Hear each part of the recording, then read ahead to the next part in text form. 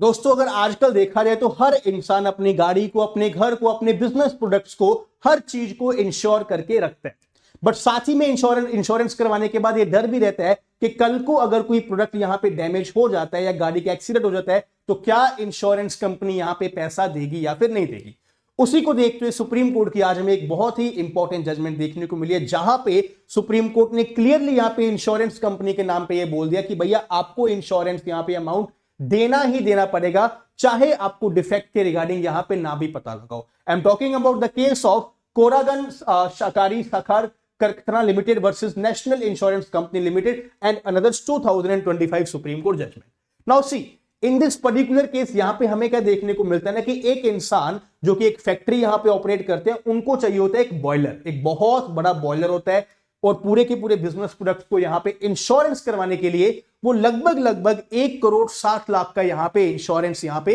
लेते हैं कि भैया इस पूरे के पूरे प्रोडक्ट को यहां पे इंश्योर किया जाए। एंड नेशनल इंश्योरेंस कंपनी यहां पे सारे के सारे प्रोडक्ट्स को सर्वे करने के बाद यहां पे इंश्योर कर भी देती है। अब सीधी सी बात है कि भैया कोई भी कंपनी अगर किसी भी चीज को इंश्योर करेगी तो पहले तो यहां पे सर्वे करेगी। मान लो कि आपके यहां पे ये फैक्ट्री है, आपके यहां पे कुछ गुड्स पड़े हैं, आपके यहां पे कुछ ड्रम्स पड़े हैं, कुछ यहां पे आपको केमिकल सब्सटेंसेस पड़े हैं, तो इन सबको यहां पे इंश्योर करवाने के लिए एक सर्वे किया जाएगा। इंश्योरेंस कंपनी आएगी और सारे के सारे यहां पे सर्वे करेगी और सर्वे करना मैंडेटरी होता है। बिना सर्वे किए आप लोगों को यहां पे इंश्योरेंस यहां पे दिया ही नहीं जाएगा। तो सी इस केस में भी ऐसा ही हुआ कि इंश्योरेंस कंपनी ने यहां पे पूरा का पूरा सर्वे कर लिया, बट लेटर ऑन ना जो यहां पे एक बॉयलर था इस पर्टिकुलर कंपनी में वो हो जाता है ब्लास्ट। यानी कि इस ब्लास्ट के कारण जो बॉयलर यहां पे ब्लास्ट हो जाता है, सारी की सारी यहां पे फैक्ट्री में आग लग जाती है एंड इंसान चलाए थे इंश्योरेंस कंपनी के बाद कि भैया मैंने इंश्योरेंस करवाया हुआ था और मुझे यहां पे 1,60,00,000 का यहां पे पूरा का पूरा मुआवजा चाहिए।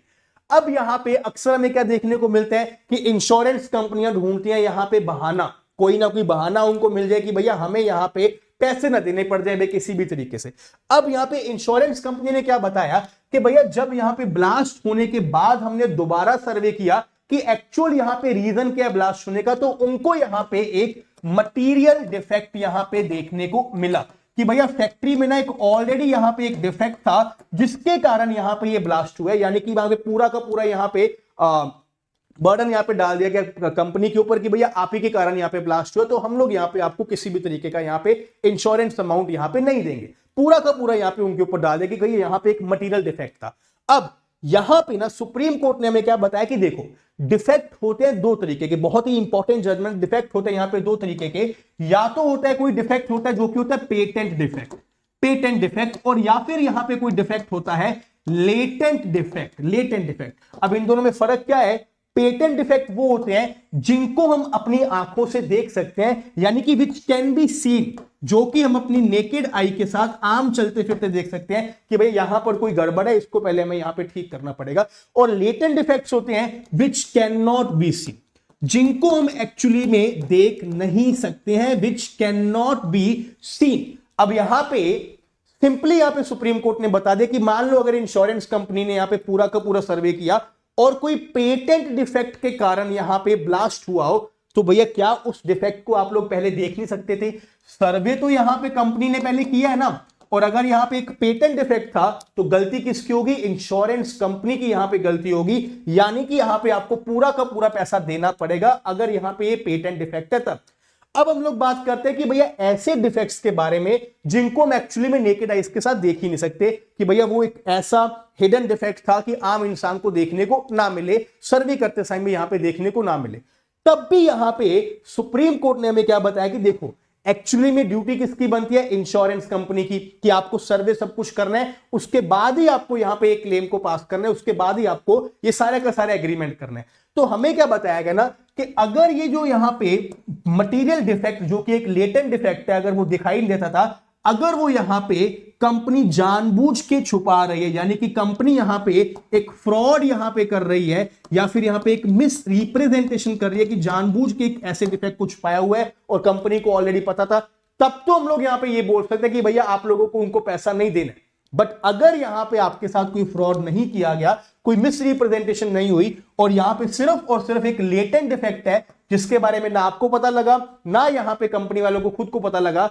तो आपको इंश्योरेंस का पैसा यहां पर देना पड़ेगा। Very very important judgement you see in this particular case. यहां पे बेसिकली इशू क्या बना, कैन एन इंश्योरर, यानी कि जो जिसने यहां पे पैसा देना है, जो इंश्योरेंस कंपनी है, रेप्यूडिएट, अपनी बात से मुकर सकती है, and insurance claim merely on the ground that the damage, जो यहां पे डैमेज हुआ है वो बाद में पता लगा है, was discovered post policy insurance specially when an explosion has occurred, यानी कि जिस कारण यहां पे डैमेज हुआ है वो हमें यहां पे पॉलिसी करवाने के बाद पता लगा कि यहां पे जो एक फैक्ट था, एक डिफेक्ट था, जो कि मैं पहले यहां पे पता ही नहीं लगा। तो क्या इंश्योरेंस कंपनी इस पर्टिकुलर बहाने को यहां पे लेके जा सकती है? तो सुप्रीम कोर्ट ने क्या बोला कि देखो भैया, इंश्योरेंस करवाने का मेन यहां पे पर्पस क्या होता है, इंडेमनीफाई करना, यानी कि अगर किसी इंसान का लॉस हुआ, उसने पहले ही अपना प्रोडक्ट आपसे इंश्योर करवाया था, तो आपने यहां पे उसकी यहां पे भरपाई करनी है, आपको पैसा यहां पे देना पड़ेगा, आपको उसको इंडेमनीफाई करना पड़ेगा। अगर आप ये बोल के अपनी यहां पे बात से मुकर जाते हैं कि भैया ये तो एक पोस्ट पॉलिसी डिफेक्ट है जिसके बारे में पहले पता ही नहीं था, तो भैया ये बात हो जाएगी गलत। The supreme court held that a subsequent discovery of a damage cannot per se be a ground to repudiate an insurance claim because that would defeat the very purpose of the insurance contract, जो कि main purpose क्या होता है, indemnify करना against an unforeseeable events. The court observed that the insurer cannot shift blame onto the insured person by saying that भैया defect जो exist करता था वो हमें पहले यहां पे पता ही नहीं लगा। तो बहुत ही एक इंपॉर्टेंट जजमेंट है, और आज के दिन जहां पे हम लोग रेगुलर इंस्टाग्राम और यूट्यूब पे ये भी वीडियोस देखते हैं कि भैया हमें इंश्योरेंस लेना चाहिए, हर तरीके का इंश्योरेंस लेना चाहिए, टर्म इंश्योरेंस लेना चाहिए, हेल्थ इंश्योरेंस लेना चाहिए, गाड़ी का इंश्योरेंस लेना चाहिए, घर का भी इंश्योरेंस लेना चाहिए, अगर आप कोई बिजनेस चला रहे हैं, आपके वहां पे कोई गुड्स पड़े हैं तो उनका भी इंश्योरेंस लेना चाहिए, each and everything can be insured. तो आपको इन जजमेंट्स यहां पे इस तरह की जजमेंट्स आपको पता होनी चाहिए।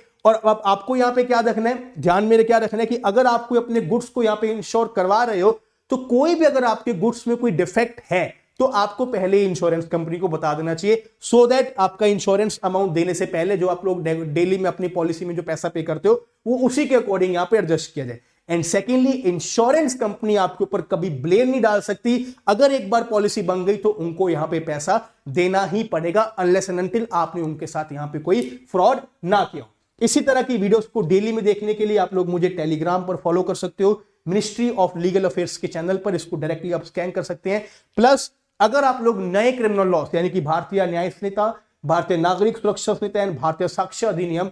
बहुत ही अच्छे से कॉम्प्रिहेंसिवली कवर करना चाहते हो, मेरे से ईच एंड एवरी सब्जेक्ट आपको मैं ही कवर करवाने वाला हूं, तो फ्रॉम 26 नवंबर यानी कि लॉ दिवस से 26 नवंबर से मैं आपका ये बैच शुरू कर रहा हूं, जहां पर मैं आपको सारे के सारे नए क्रिमिनल लॉस पढ़ाने वाला हूं। तो आप लोग उस बैच को ज्वाइन कर सकते हो, डिस्क्रिप्शन बॉक्स में आपको लिंक ऑलरेडी अवेलेबल किया गया, राइट। और जाने से पहले इस चीज को याद रखना कि आपको चैनल को सब्सक्राइब जरूर करना है। थैंक यू सो मच, जय हिंद, टेक केयर।